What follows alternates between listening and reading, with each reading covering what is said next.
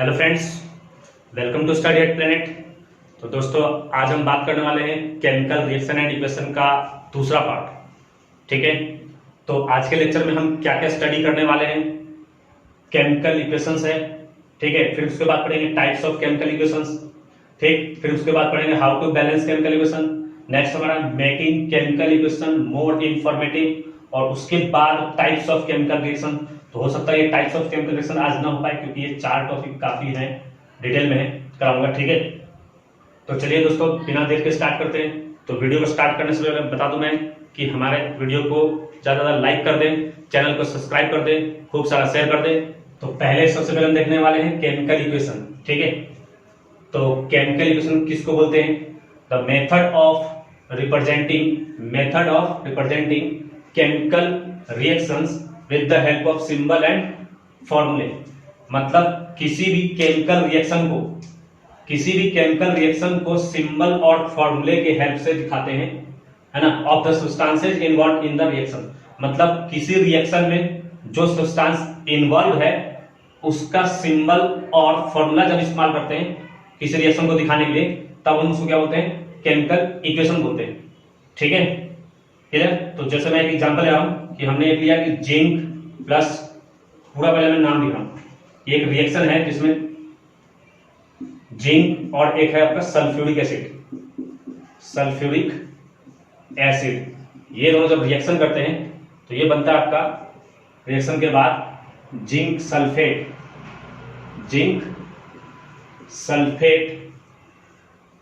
Plus आपका यहां पे जिंक और Zn प्लस H2SO4 है, और साथ में क्या निकलेगा? हाइड्रोजन गैस निकलेगा।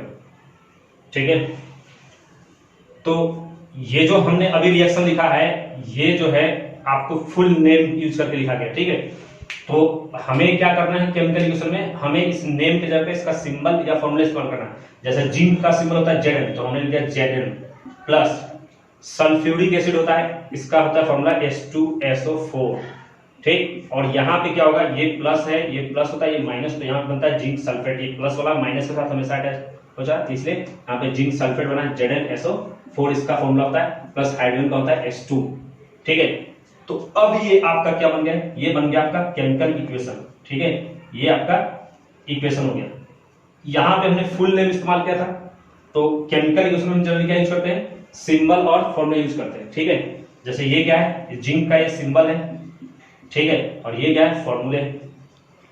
ठीक है, फॉर्मूले मतलब एक से ज्यादा उसमें अटैच होते हैं उसको फॉर्मूले बोलते हैं, और सिंगल होते क्या होते हैं? वो होता है आपका सिंबल। ठीक है, इसमें हाइड्रोजन 2 अटैच होते हैं, इसलिए फॉर्मूला कहेंगे इसको, सिंबल हाइड्रोजन का H होता है। ठीक है, तो the method of representing chemical reaction with the help of symbol and formulae of substance involved in the reaction is called chemical equation. मतलब किसी भी केमिकल रिएक्शन में क्या क्या इन्वॉल्व है उसी को हम दिखाते हैं किसके हेल्प से? सिंबल और फॉर्मूले के हेल्प से, जो सब्सटेंस इसमें इन्वॉल्व है। ठीक है, तो इस तरह के इक्वेशन क्या होते हैं? केमिकल इक्वेशन बोलते हैं। अब इसको हम दूसरे तरीके से भी कह सकते हैं कि chemical equation is short hand representation. क्या कह सकते हैं? It is a short hand representation of chemical reaction. मतलब केमिकल रिएक्शन को शॉर्ट में दिखाने का तरीका होता है केमिकल इक्वेशन। ठीक, अब ये केमिकल इक्वेशन जो होता है, इसमें पूरी चीज मैं दिखा रहा हूं कि इस बीच में क्या है? एरो है, इस एरो के कुछ लेफ्ट साइड कुछ चीजें दिख रही है, इस एरो के राइट साइड कुछ चीजें दिख रही है। ठीक है, तो जो एरो जो इधर से लेफ्ट से राइट दिखा रहा है, ये बताता है कि ये दोनों कंबाइन करके आपका ये बना रहा है। ठीक है, यानी रिएक्शन जो है लेफ्ट टू राइट हो रहा है। तो जो एरो के लेफ्ट साइड है, यानी जो रिएक्शन में इन्वॉल्व हो रहा है, इसको हम बोलते हैं रिएक्टेंट। इसको डिफाइन कैसे करेंगे? तो द सब्सटेंसेस व्हिच इन्वॉल्व या take part in the chemical reaction is called reactant. ठीक है, आप खुद से लिख लेना है। तो ये जिंक और H2SO4 क्या कर रहे हैं? ये इन्वॉल्व हो रहे हैं, आप पार्टिसिपेट कर रहे हैं, इसलिए ये दोनों क्या कहलाएंगे? Reactant. And the new substance produce after the reaction is called product. ये जो नया सब्सटेंस इधर बना रिएक्शन के बाद, उसको क्या बोलते हैं? प्रोडक्ट। ठीक है, तो प्रोडक्ट कैसे डिफाइन करेंगे? The new substance formed after the reaction is called product. अब जो भी एरो के लेफ्ट साइड होता है वो जनरली रिएक्टेंट होता है, और जो राइट साइड होता है प्रोडक्ट, क्योंकि ये दोनों इन्वॉल्व हुआ है, ये दोनों बना है। ठीक है, नेक्स्ट है हमारा टाइप ऑफ केमिकल इक्वेशन। ठीक है, तो हमारे दो टाइप के केमिकल इक्वेशंस होते हैं। आपका फर्स्ट होता है बैलेंस्ड केमिकल इक्वेशंस और दूसरा होता है आपका अनबैलेंस्ड केमिकल इक्वेशंस। इसी को हम अनबैलेंस्ड को एक दूसरा नाम कहते हैं स्केलेटल इक्वेशंस भी बोलते हैं। ठीक है, अब एक एक करके दोनों को स्टडी करते हैं। सबसे पहला हमने लिया है बैलेंस्ड केमिकल इक्वेशन। ठीक है, तो बैलेंस्ड केमिकल इक्वेशन बोलते हैं किसको? The equations in which number of atoms of all the element are same in both reactant and product. वैसा इक्वेशन जिसमें क्या हो, रिएक्टेंट और प्रोडक्ट दोनों साइड में जितने भी एलिमेंट इन्वॉल्व हुए हैं उन सबके एटम रिएक्टेंट साइड भी और प्रोडक्ट साइड भी क्या होना चाहिए? सेम होना चाहिए। मतलब जितने एलिमेंट, जो भी एलिमेंट रिएक्टेंट में है, जितने नंबर ऑफ एटम्स उनके रिएक्टेंट साइड में है, उस एलिमेंट का प्रोडक्ट में भी उतना ही नंबर ऑफ एटम्स होना चाहिए। ठीक है, तो अब देखते हैं इसको एग्जांपल से हम। तो यहाँ पे हमने एग्जांपल अभी जो हमने रिएक्शन लिया था वही लिया था, वही लिया हूं क्योंकि ये बैलेंस था। जिंक प्लस H2SO4, ये मेटल है, मेटल और ये एसिड, मेटल और एसिड मिलकर सॉल्ट बनाता है प्लस हाइड्रोजन गैस इवॉल्व होता है। ठीक है, तो जिंक प्लस सल्फ्यूरिक एसिड क्या बनेगा? जिंक सल्फेट बन जाएगा और हाइड्रोजन गैस इवॉल्व हो जाएगा। ठीक है, अब ये जो है केमिकल इक्वेशन बैलेंस्ड है। अब कैसे? हमने बताया कि नंबर ऑफ एटम्स क्या होना चाहिए, हर एक एलिमेंट का नंबर ऑफ एटम्स क्या होना चाहिए? सेम होना चाहिए, रिएक्टेंट और प्रोडक्ट साइड दोनों साइड। ठीक है, तो यहाँ जिंक का सबसे पहले बात करें। जिंक एक एलिमेंट है, इसका यहाँ पे रिएक्टेंट साइड में कितने एटम है? यहाँ पे नंबर ऑफ एटम्स 1 है। ठीक है, अब उसके बाद राइट साइड में इसको देखते हैं, जिंक कहाँ है? जिंक ये रहा, इसके भी नंबर ऑफ एटम कितना है? ये भी 1 है। ठीक है, इसका मतलब यहाँ पे जिंक के नंबर ऑफ एटम सेम। अब दूसरा आता है हाइड्रोजन का। हाइड्रोजन यहाँ पे 2 एटम है, इसके नीचे यहाँ पे 2 लगा, इसका मतलब हाइड्रोजन के 2 एटम। यहाँ राइट साइड में हाइड्रोजन का ये रहा, इसके भी 2 एटम, तो यहाँ भी 2 है, यहाँ भी 2 है। तो देख सकते हैं हाइड्रोजन के भी दोनों तरफ क्या है? नंबर ऑफ एटम सेम है। ठीक है, सारे एलिमेंट के नंबर ऑफ एटम सेम होना चाहिए, सिर्फ एक का नहीं, सबका। अगर किसी भी एक का डिफरेंट आ गया, सेम नहीं आया, तो फिर वो बैलेंस नहीं होगा, अनबैलेंस हो जाएगा। सल्फर की बात करते हैं हम, एलिमेंट, ये सल्फेट नहीं देखना, सल्फर एलिमेंट देखना है। तो सल्फर एक एलिमेंट है जिसका यहाँ पे कितना एटम है? 1 है। यहाँ भी कितना है? देख सकते हैं 1 है। ऑक्सीजन यहाँ पे 4 है, इसके आगे देखिए 4 लगा हुआ, तो यहाँ पे 4 है, और इधर भी क्या ऑक्सीजन, इधर भी ऑक्सीजन क्या है? यहाँ पे 4 है। ठीक है, तो ये इस तरह से देख सकते हैं कि पूरे ये रिएक्शन में रिएक्टेंट और प्रोडक्ट दोनों में ही, दोनों साइड ही क्या है कि एलिमेंट के, हर एक एलिमेंट के नंबर ऑफ एटम सेम है। जिंक का 1 है दोनों तरफ, हाइड्रोजन के 2 हैं, सल्फर के 1 है, ऑक्सीजन के दोनों तरफ 4 है। ठीक है, तो इस तरह से ये क्या है? बैलेंस्ड केमिकल इक्वेशन है। ठीक, अब आते हैं हम अनबैलेंस्ड केमिकल इक्वेशन के ऊपर। तो अनबैलेंस्ड केमिकल इक्वेशन क्या है? वही इसका अपोजिट, जब क्या हो, number of atoms of any element, ध्यान रखना, इज नॉट सेम। किसी भी एलिमेंट का अगर एटम सेम नहीं हुआ तो वो अनबैलेंस्ड होगा।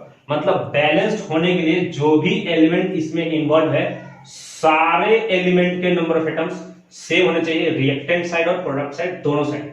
ठीक है, किसी भी अगर एक का नहीं इक्वल हुआ तो फिर वो रिएक्शन जो इक्वेशन होगा वो अनबैलेंस्ड होगा। ठीक है, जैसे हमने यहाँ पे लिया हाइड्रोजन ऑक्सीजन, क्या बन गया? यहाँ पे लिखा है H2O, हाइड्रोजन और ऑक्सीजन क्या बनता है? वाटर बनाता है।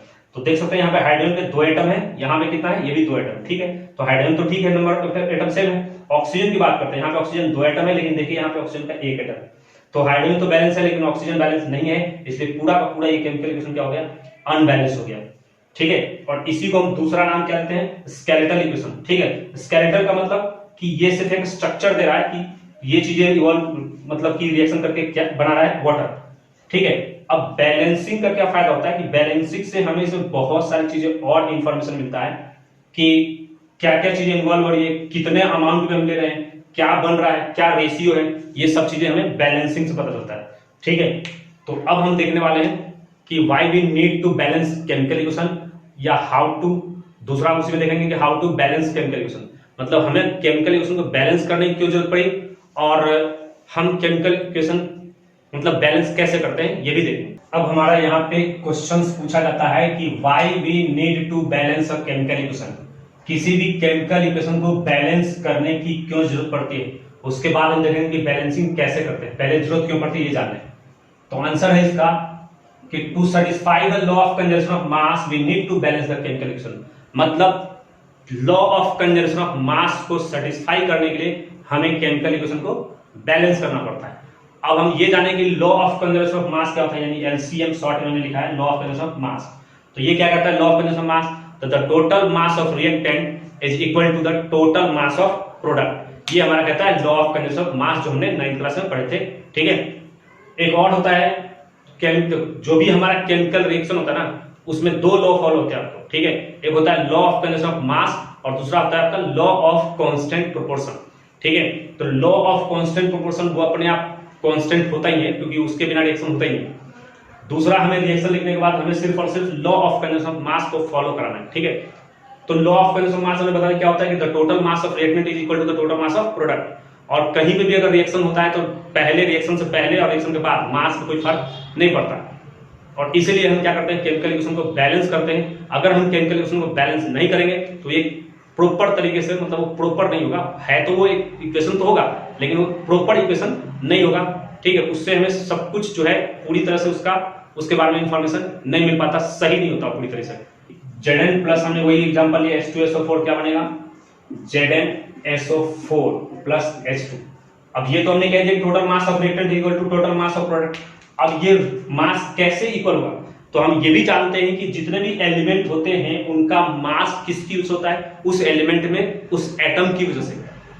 यानी अगर हमें total mass of reactant equal to total mass of product, यानी रिएक्टेंट का मास और प्रोडक्ट का मास अगर हमें इक्वल करना है, और हम ये भी जानते हैं कि जितने भी एलिमेंट होता है उसका मास कहां से आता है, उसके एटम क्यू से, तो क्यों ना हम उसके नंबर ऑफ एटम्स दोनों तरफ सेम कर दें। और वही चीज हम करते हैं बैलेंस केमिकल इक्वेशन में, कि नंबर ऑफ एटम्स सेम करते हैं, क्योंकि जो इनका मास होता है वो एटम की वजह से होता है ना। तो जब नंबर ऑफ एटम्स दोनों तरफ सेम होंगे हर एक एलिमेंट का, तो मास भी क्या होगा, सेम होगा। इसलिए हमने बैलेंसिंग का क्या डेफिनेशन लिखवाया कि हमें क्या करना होता है, दोनों तरफ नंबर ऑफ एटम्स सेम करने होते हैं हर एक एलिमेंट का। ठीक है, और इससे क्या होता है कि जब नंबर ऑफ एटम्स सेम हो जाएगा तो उनके मास भी सेम हो जाएंगे, तो law of conservation of mass follow हो जाएगा। ठीक है, तब जाके हमारी पूरी तरह से केमिकल रिएक्शन जो है परफेक्ट होगा। अब मैं इस पूरे रिएक्टेंट और प्रोडक्ट का मास निकाल के दिखा रहा हूं कि ये बैलेंस इक्वेशन है, तो इसका मास दोनों तरफ सेम आ रहा है कि नहीं। जिंक का होता है 65 प्लस हाइड्रोजन का 1 होता है, लेकिन यहाँ 2 है तो 1 × 2 प्लस सल्फर का होता है 32 प्लस, सबको प्लस करते हैं ना, मास निकाले क्या करते हैं, जितने भी इसमें एलिमेंट है सबके मास को ऐड करते हैं, तो प्लस ऑक्सीजन का कितना होता है 16, लेकिन यहाँ पे 4 ऑक्सीजन है यहाँ पे, तो 16 × 4 हो जाएगा। तो इधर आप देख सकते हैं कितना आएगा 65 प्लस यहाँ पे 2 और ये कितना हो जाएगा 34 अब प्लस कितना हो जाएगा ये 64। अब इसको ऐड कर ले जरा, 5 4 9 4 13 6 3 9 6 15 1 16 163 आया 163। अब इधर कितना है, जिंक का 65 प्लस सल्फर का फिर से कितना 32 प्लस ऑक्सीजन का 16 होता है, लेकिन यहाँ पे 4 4 से मल्टीप्लाई, हाइड्रोजन का 1 होता है तो यहाँ 2 से है तो 2 से मल्टीप्लाई, तो 65 65 प्लस 32 प्लस 64 प्लस 2, इसको भी ऐड करते हैं, 5 2 7 7 4 11 2 13 और 6 और 3 9 6 15 1 16, यहाँ भी क्या है 163। तो देख सकते हैं आप दोनों तरफ क्या है, मास दोनों तरफ सेम आया है, इधर भी इतना आया है यू में, अगर देखें तो यू में और इधर भी यू में। ठीक है ना, तो ये मॉलिक्यूलर मास, जो मोलर मास हम निकालते थे मॉलिक्यूलर मास, ठीक है, फॉर्मूला यूनिट मास भी इसको कहते थे, तो ये दोनों तरफ देख सकते हैं सेम आया है। और हमने यही कहा कि बैलेंस इक्वेशन होते हैं जिसमें क्या होता है law of conservation of mass को फॉलो कर रहा है, तो देख सकते हैं यहाँ पे law of conservation of mass को ये फॉलो कर रहा है, यानी कि ये बैलेंस्ड इक्वेशन है। अब यहीं पे मैं एक अनबैलेंस ले रहा हूँ, जैसे hydrogen plus oxygen H2 plus O2 क्या बनता है ये H2O, तो ये जो है आपका अनबैलेंस है, क्योंकि हाइड्रोजन का यहाँ पे तो बैलेंस है लेकिन ऑक्सीजन का यहाँ 2 है, यहाँ अनबैलेंस है। अब इसमें निकाल लेते हैं नंबर ऑफ, इसका मास निकालते हैं इधर लेफ्ट साइड में, यानी कि रिएक्टेंट का मास, हाइड्रोजन का मास कितना हो जाएगा 2 है तो 1 × 2 2 हो गया, प्लस ऑक्सीजन का 16 × 2 32 और इधर हो गया हाइड्रोजन का 2 और प्लस 16। ठीक है, तो यहाँ देखिए कितना आ गया 34 और यहाँ कितना आ रहा है, यहाँ पे आपको 18 ही आ रहा है, तो देख सकते हैं यहाँ पे मास दोनों तरफ सेम नहीं है, यहाँ पे कितना आ रहा है 34 और प्रोडक्ट में कितना आ रहा है 18 ही आ रहा है, तो यहाँ पे दोनों तरफ देख सकते हैं मास सेम नहीं है, इसलिए ये क्या है बैलेंस इक्वेशन नहीं है। इसलिए हम क्या करते हैं नंबर ऑफ एटम्स सेम करते हैं, ताकि जैसे ही नंबर ऑफ एटम्स सेम होगा तो मास भी क्या होगा सेम होगा, क्योंकि जो भी ये मास इनका आता है वो किसकी वजह से आता है एटम की वजह से, तो नंबर ऑफ एटम सेम रहेगा तो उनके मास भी सेम रहेंगे। अब हम देखने वाले हैं how to balance chemical equation, chemical equation को हम कैसे बैलेंस करेंगे।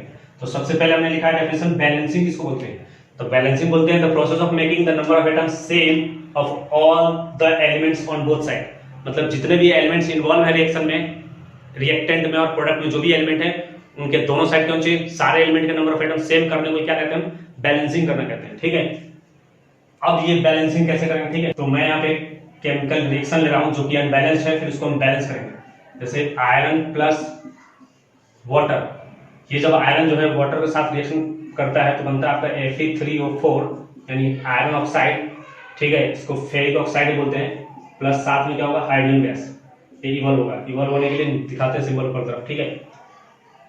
अब ये हमारा क्या है, ये केमिकल इक्वेशन क्या है, ये जो है अनबैलेंस्ड है। कैसे देख सकते हैं, यहाँ आयरन का यहाँ 1 है, यहाँ पे 3 है, हाइड्रोजन 2 है, ये 2 हाइड्रोजन तो बैलेंस है, ऑक्सीजन यहाँ 1 है, यहाँ 4 है, तो इसमें हाइड्रोजन से बैलेंस है, बाकी आयरन और ऑक्सीजन के नंबर ऑफ एटम सेम नहीं है, यानी कि पूरा का पूरा ये केमिकल इक्वेशन क्या है, अनबैलेंस्ड। क्योंकि बैलेंस होने के सारे एलिमेंट का नंबर ऑफ एटम सेम होना चाहिए, यहाँ ऐसा नहीं है। तो अब बैलेंस करने के लिए स्टेप देखेंगे, तो फर्स्ट स्टेप होता है, ठीक है, सबसे पहले क्या करना फर्स्ट स्टेप में कि इन सब के में क्या करना है, एक बॉक्सेस ड्रॉ कर देंगे, यानी जो भी रिएक्शन है ना इनके सब में बॉक्स लगा देंगे इन सबके आगे, ठीक है, ऐसा क्लियर, बॉक्स लगा देंगे, ठीक। और इस बॉक्स की खासियत इसलिए लगाते हैं कि इस बॉक्स के अंदर आपको कुछ भी नहीं लिखना, जो भी लिखना है यहाँ पे आगे में लिखना है, ठीक है ना, जो भी लिखना है यहाँ पे आगे में लिखना है बॉक्स, इसलिए सबसे पहले क्या करते हैं बॉक्सिंग करते हैं, तो बॉक्स लगाते हैं, ठीक है। सेकंड स्टेप आपका, सबसे पहले इसमें क्या करेंगे, इन सारे एलिमेंट का क्या करेंगे, एक टेबल बना के इनके number of atoms in reactant, number of atoms in product हम लिखेंगे। जैसे हमने यहाँ पे एलिमेंट का नाम लिखेंगे, ठीक है, उसके बाद यहाँ पे क्या होगा, नंबर ऑफ एटम्स किसमें, तो रिएक्टेंट के अंदर, रिएक्टेंट और प्रोडक्ट के अंदर क्या होना चाहिए, नंबर ऑफ एटम लिखेंगे, ठीक है। तो एलिमेंट सबसे पहले हमने लिया आयरन, तो आयरन का रिएक्टेंट में नंबर ऑफ एटम कितना है, 1 है, प्रोडक्ट साइड आयरन का कितना है, 3 है। उसके बाद हमने लिया हाइड्रोजन, हाइड्रोजन का रिएक्टेंट साइड 2 है, प्रोडक्ट साइड भी 2 है, ठीक है।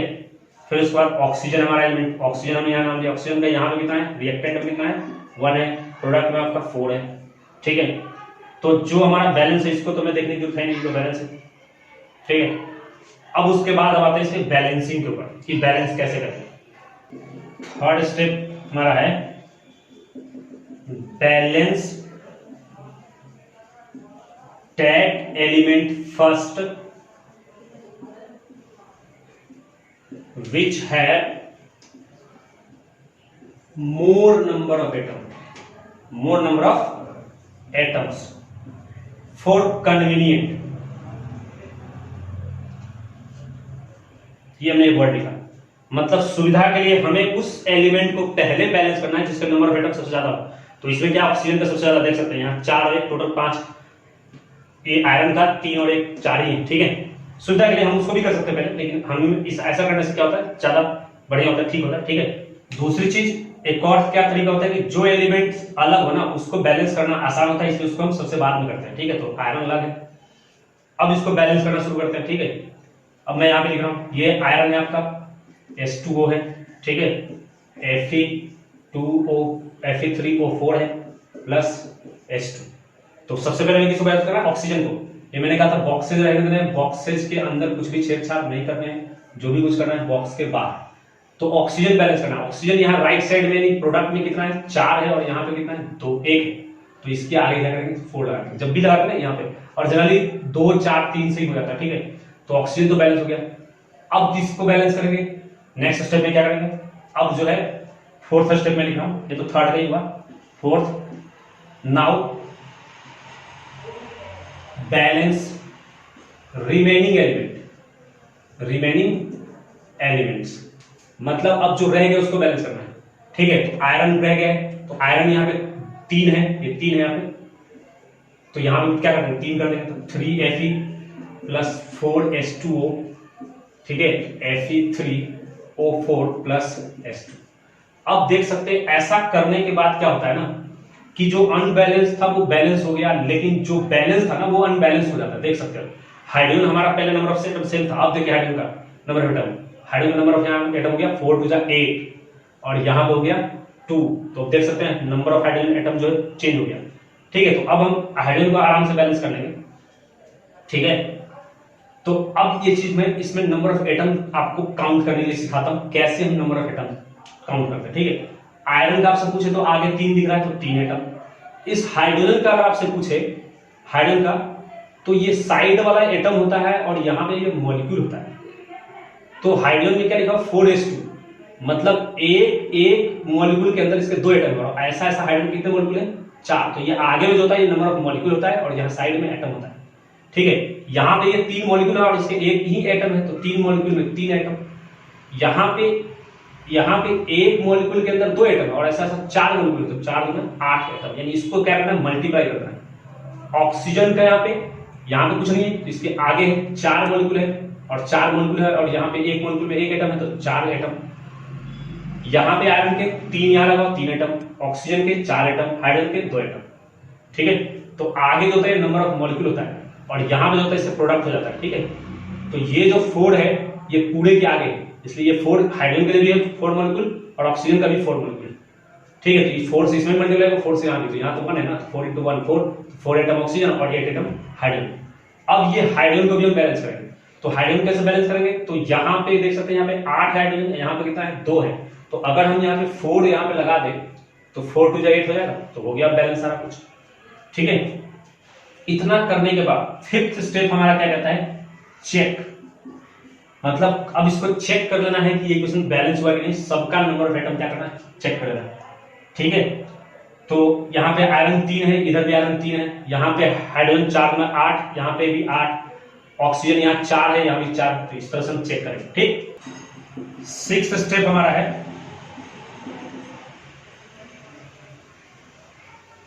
Right the state of element. इसमें जितने भी एलिमेंट है सबका स्टेट लिखना है, या जितने भी इसमें सब्सटेंस इन्वॉल्व उनका स्टेट लिखना है। तो जैसे यहाँ आयरन है, ये आयरन लोहा सॉलिड होता है, सॉलिड आगे लिख रहे हैं, प्लस 4s2o, ये ब्लैक लाइन होती है, ये क्या है लिक्विड है वाटर है, तो ये लिख दिया लिक्विड। Fe3O4 आयरन का ऑक्साइड है, ये भी आयरन का ऑक्साइड क्या होगा, ये भी सॉलिड होगा, आयरन का ऑक्साइड सॉलिड होगा, और ये हाइड्रोजन गैस है, तो इसके साइड में गैस लिखते हैं। ठीक है, तो लास्ट में क्या लिखा है स्टेट लिखा जाता है, यानी जो सॉलिड है उसके लिए सॉलिड, जो लिक्विड है उसके लिए लिक्विड। ठीक है, क्लियर। अब ये क्या होता है कभी कभी कि हमारे दिमाग में क्वेश्चन आता है कि हमें कैसे मालूम कि ये जो है सॉलिड है कि लिक्विड है, तो जिसका हमें मालूम है उसका लिख देंगे, जिसका नहीं मालूम मैक्सिमम केस में हमारा इक्वस होता है, तो हम देखते देखते चीजें जान भी जाएंगे बहुत सारे क्वेश्चन का। ठीक है, फिर अब बहुत सारे लोगों के दिमाग में क्वेश्चन आता है कि ये हम कैसे जानेंगे कि ये मिलाएंगे तो यही बनेगा, तो ये सीधा हमें याद रखना होता है कि केमिकल रिएक्शन में जो बना है वही लिख रहे हैं, ऐसा कोई मैथमेटिक्स यहाँ पे नहीं कि ऐड वैड करके लिख दिया 4 2 6, यहाँ पे कभी 2 हो गए तो कुछ और भी बन सकते हैं, तो जो बनेगा हमें वही लिखना है। ये हमारे लेबोरेटरी में सारे इसके जो है प्रैक्टिकल किए हुए हैं ये सब चीजें, कि ये दोनों जब आयरन और वाटर मिलकर बनता है तो आयरन का ऑक्साइड बनता है और हाइड्रोजन गैस इवॉल्व होता है। ठीक है, तो हमें ये सब प्रैक्टिकली किया हुआ है, ये सब चीज किया हुआ है कि ये बनता है, तभी हम वो लिख रहे हैं, अपने मन से कुछ भी हम नहीं लिख सकते। ठीक है, तो ये आपका हो गया बैलेंसिंग का प्रोसेस स्टेप। अब जो है एक मैं अब ऐसा नहीं कि जैसे हाँ पेपर में अगर पूरा स्टेप पूछता है तो आप लिखेंगे, लेकिन अगर हमें कहीं पे दे दिया हमें सिर्फ बैलेंस करके दिखाना है, स्टेप नहीं लिखना है, तो बहुत हम जल्दी से इसको कर देंगे। ठीक है, हमें ये पूरा स्टेप लिखने की जरूरत नहीं है। जैसे मैंने यहाँ पे लिया H2 + O2 क्या बनता है आपका H2O। ठीक है, तो अब इसको बैलेंसिंग करना है तो इसका स्टेप बिना स्टेप भी बढ़ सकते हैं। ठीक है, देख सकते हैं हाइड्रोजन यहाँ पे 2 है, हाइड्रोजन 2 है, बैलेंस छोड़ दिए। ऑक्सीजन यहाँ पे 2 है, यहाँ पे 1 है, तो क्या करना है इसको भी 2 करना है, तो यहाँ पे 2 लगाएंगे। लेकिन जैसे हमने यहाँ 2 लगाया तो ऑक्सीजन यहाँ पे हाइड्रोजन कितना हो गया 4 हो गया, तो इसको भी यहाँ 2 लगा तो 4 हो गया बैलेंस। तो इस तरह से हम बैलेंस करते हैं। इसी को फिर से देखो मैं बिना स्टेप के बैलेंस कर रहा हूँ। Fe+ क्या था H2O क्या बना था Fe3O4 + S2, इसको बैलेंस करना है। हमें पता है इसमें कि हाइड्रोजन बैलेंस है, सबसे पहले इसको करना है, ऑक्सीजन को बैलेंस करना है। ऑक्सीजन यहाँ पे 1 है, यहाँ पे 4 है, क्या कर दिया यहाँ पे 4 लगा दिया। आयरन यहाँ पे 1 है, यहाँ पे 3 है, तो यहाँ पे 3 लगा दिया। अब क्या हो गया हाइड्रोजन यहाँ पे 8 हो गया और हाइड्रोजन यहाँ पे 2 ही है, तो यहाँ पे 4 लगा दिया, हो गया, तो बैलेंस हो गया। तो इस तरह से हम बिना स्टेप फॉलो किए जल्दी जल्दी बैलेंस कर सकते हैं। नंबर ऑफ एटम्स आपको दोनों तरफ क्या करना है सेम करना है, उसके लिए क्या करना है 2 4 3 इसी तरह से आपको मल्टीप्लाई करना होता है आगे में। ठीक है, और कुछ ज्यादा नहीं।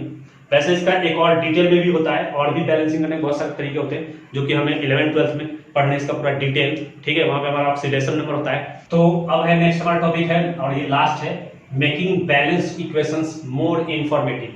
मतलब कोई भी बैलेंस्ड इक्वेशन है उसको मोर इंफॉर्मेटिव बनाने के लिए क्या करते हैं, तो हमें 3 4 कुछ काम करने होते हैं। सबसे पहला क्या है इंडिकेटिंग फिजिकल स्टेट, जैसे मैंने दिखाया था कि हमने सॉलिड के लिए सॉलिड लिखा था, लिक्विड के लिए लिक्विड लिखा था, एक्वस लिखेंगे। दूसरा, कहीं पे अगर हीट चेंज होता है तो उसको भी दिखाया जाता है कि हीट चेंज हो रहा है, ठीक है। कहीं पे हीट रिलीज हो रहा है या हीट देना पड़ा तो उसको लिखना पड़ता है, ठीक है, क्लियर। तो हीट रिलीज हो रहा है तो उसके लिए आपको लास्ट में हमें हीट लिखना पड़ता है, और हीट अगर देना पड़ता है तो पहले में हीट लिखना पड़ता है। फिर उसके बाद राइटिंग कंडीशन लिखना पड़ता है, किस कंडीशन हो रहा है, क्या कैटलिस्ट उसमें यूज हो रहा है। कैटलिस्ट मतलब कि कोई कुछ ऐसा सब्सटेंस जो कि रिएक्शन को कराने में हेल्प करता है, तो हम वो भी लिखते हैं। कहीं पे धूप है, कहीं पे लाइट की जरूरत है रिएक्शन के लिए, कहीं पे इलेक्ट्रिसिटी की जरूरत है, तो वो सब इंडिकेट करना पड़ता है कि इस कंडीशन में ये हो रहा है, ठीक है। तो सबसे पहले मैं ले रहा हूं कैल्शियम कार्बोनेट। कैल्शियम कार्बोनेट जब इसको हम हीट करते हैं ना, तो हीट करने पे ये ब्रेक डाउन होता है कैल्शियम ऑक्साइड प्लस साथ में क्या बनता है, कार्बन डाइऑक्साइड गैस। तो हीट हमारा था, हीट दिखाया इसको। ये क्या है, कैल्शियम कार्बोनेट सॉलिड है तो फिजिकल स्टेट दिखा रहे हैं। हीट कैल्शियम ऑक्साइड ये भी सॉलिड है, कार्बन डाइऑक्साइड ये गैस है, तो दिखा दिया फिजिकल स्टेट। उसके बाद हीट चेंज हुआ तो हीट चेंज दिखाया। अच्छा, इसी को हम और करके ऐसे भी लिख सकते हैं, CaCO3। इस हीट को ना लिख करके यहाँ पे ऐसा डेल्टा साइन देंगे, इसको बोलते हैं डेल्टा। डेल्टा होता है heat given to the equation. अगर किसी केमिकल में हीट दिया जा रहा है केमिकल इक्वेशन में, तो उसके ऊपर ऐसा डेल्टा डाल दिया, क्या बन गया, calcium oxide plus CO2 gas, ठीक है। तो स्टेट भी लिखना और जो भी हीट चेंज है उसको भी लिखना, क्लियर। तो making balance equation more informative, इसमें हमने 3 एग्जांपल लिए हैं आपको इसको समझाने के लिए, ठीक है। तो सबसे पहले मैं इससे स्टार्ट कर रहा हूं, ठीक है। ये आपका है 6CO2, ये गैस है, प्लस H2O ये वाटर है, और यहाँ पे ये सनलाइट है और क्लोरोफिल का प्रेजेंस में कंडीशन क्या हो गया आपका, ये 6H12O6 ये ग्लूकोज है आपका, और ये ऑक्सीजन है। तो ये रिएक्शन कहां होता है, तो ये होता है फोटोसिंथेसिस। ये होता है आपका प्लांट में। तो प्लांट हमारा क्या करता है, कार्बन डाइऑक्साइड जो होता है एटमॉस्फेयर से लेता है, वाटर जो होता है आपका सैंड से मतलब सॉइल से मिट्टी से लेता है, और साथ में उसको क्या चाहिए, सनलाइट चाहिए और क्लोरोफिल चाहिए, कंडीशन है।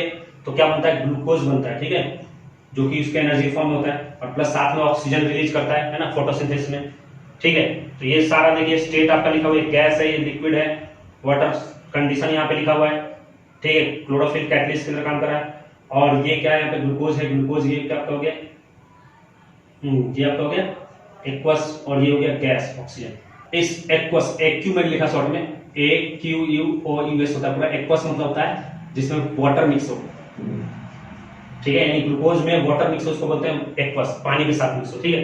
बहुत सारे रिएक्शन मिलेंगे आपको कि एक्वस सॉल्यूशन होता है, क्योंकि एक्वस सॉल्यूशन मतलब जब भी कोई रिएक्शन होता है ना, तो ज्यादातर वाटर में ही होता है, वाटर की रिक्वायरमेंट पड़ती है, रिक्वायरमेंट होती है, क्योंकि जितने भी जो ये सब रिएक्शन करते हैं ना, तो ये सब आयन में ब्रेकडाउन होता है। आयन में ब्रेकडाउन होने के लिए हमें वाटर की नीड होती है, ठीक है, इसलिए मैक्सिमम रिएक्शन में हमें एक्वस दिखाई देता है। अब आते हैं इस रिएक्शन पे, ये है आपका पोटेशियम क्लोरेट। पोटेशियम क्लोरेट ये है सॉलिड आपका। ये किसका सिंबल दिखा रहा है, ये हीट का है, यानी इसमें क्या किया, हीट गिवन मतलब इसमें हम क्या करना पड़ेगा, रिएक्शन में हीट देना पड़ रहा है, तो इसको डेल्टा दिखा रहा है, हीट। और ये क्या है, कैटलिस्ट। कैटलिस्ट मतलब क्या करता है, ये रिएक्शन खुद पार्टिसिपेट नहीं करता, ये रिएक्शन को क्या करता है, एक्सेलरेट करता है। तो आपको जब पोटेशियम क्लोरेट को जब मैग्नीज ऑक्साइड है, Mn मतलब मैग्नीज ऑक्सीजन ऑक्साइड, तो मैग्नीज ऑक्साइड कैटलिस्ट के प्रेजेंस में जब पोटेशियम क्लोरेट को हीट किया जाता है, तो क्या बनता है, पोटेशियम क्लोराइड बनता है, और साथ में ऑक्सीजन गैस बनता है, ठीक है, क्लियर। यानी हम लैब में इसको से हम क्या कर सकते हैं, ऑक्सीजन तैयार कर सकते हैं इस मेथड का इस्तेमाल करके, ठीक है, इसलिए इंपॉर्टेंट रिएक्शन। अब आते हैं कार्बन मोनोऑक्साइड गैस को हाइड्रोजन के साथ अगर रिएक्शन कराना हो, कार्बन मोनोऑक्साइड गैस है, हाइड्रोजन गैस है, ये है ना, और यहाँ पे मिथेनॉल बनता है, लिक्विड है। जब कार्बन मोनोऑक्साइड को हाइड्रोजन गैस के साथ रिएक्शन करना होता है, तो इसके लिए 300 ATM प्रेशर चाहिए, मतलब ये ATM जो प्रेशर का यूनिट है, तो 300 ATM प्रेशर चाहिए, 300 डिग्री सेल्सियस टेम्परेचर चाहिए, और zinc oxide plus chromium oxide, या इसको क्रोमेट बोलते हैं, ये आपको कैटलिस्ट चाहिए। इतने सारे कंडीशन चाहिए तब जाके ये रिएक्शन होता है। इतने सारे इसको कंडीशंस और इतने सारे जो है टेम्परेचर और प्रेशर लगाने के बाद इन दोनों के बीच में रिएक्शन होता है, कार्बन मोनोऑक्साइड और हाइड्रोजन गैस के बीच में, और तब जाके ये बनता है क्या, आपका मिथेनॉल। ये एक टाइप का एल्कोहल होता है, ठीक है, जनरली ये मेडिसिन वगैरह में ज्यादा यूज होता है, ठीक है, ये जो होता है पीने लायक नहीं होते ये, ठीक है। तो ये हमने आपको दिखाया बैलेंसिंग इक्वेशन को कैसे हम मोर इंफॉर्मेटिव बनाते हैं। तो उसके लिए आपको फिजिकल स्टेट दिखाना है, फिर उसमें जो टेम्परेचर चेंज है वो भी दिखाना है, ठीक है। एक और मैं लगाऊं, जैसे हम कार्बन को ऑक्सीजन में बर्न करते हैं तो क्या बनता है, कार्बन डाइऑक्साइड प्लस क्या निकलता है, हीट और या एनर्जी भी कह सकते हैं, ठीक है, हीट या एनर्जी। तो इसमें क्या हो रहा है, कार्बन जो है ऑक्सीजन के साथ रिएक्शन कर रहा है, ये भी गैस है, ये भी गैस है, कार्बन डाइऑक्साइड जो बना ये भी गैस है, और हीट इसमें निकला तो इसको राइट साइड में लिखा है, ठीक है। तो हीट निकलने का ये तरीका है, और हीट देने का ये एरो के ऊपर पहले हीट लिख दिया। आज के लिए तो नहीं, ठीक है, क्योंकि ज्यादा होगा तो आपको फिर बोरिंग हो जाएगा, ठीक है, लेक्चर बोरिंग हो जाएगा। तो इसलिए मैं चाहता हूँ बोरिंग ना हो, इंटरेस्टिंग हो, ठीक है, थोड़े थोड़े करके देखने आपको, ठीक है, क्लियर। ये लेक्चर भले ही आपको 25 से 26 मिनट का होगा, लेकिन आप इसको सही से स्टडी करें, क्लास में स्टडी करते हैं तो इसको कम से कम 1 से 1.5 घंटे लगते हैं, ठीक है, और इस वीडियो को बनाने में भी टाइम लगता है काफी, क्लियर। तो फिर से आपको याद दिला दूं कि हमारे चैनल को आप सब्सक्राइब करना ना भूलें, वीडियो को ढेर सारा लाइक करें, शेयर करें, ठीक है।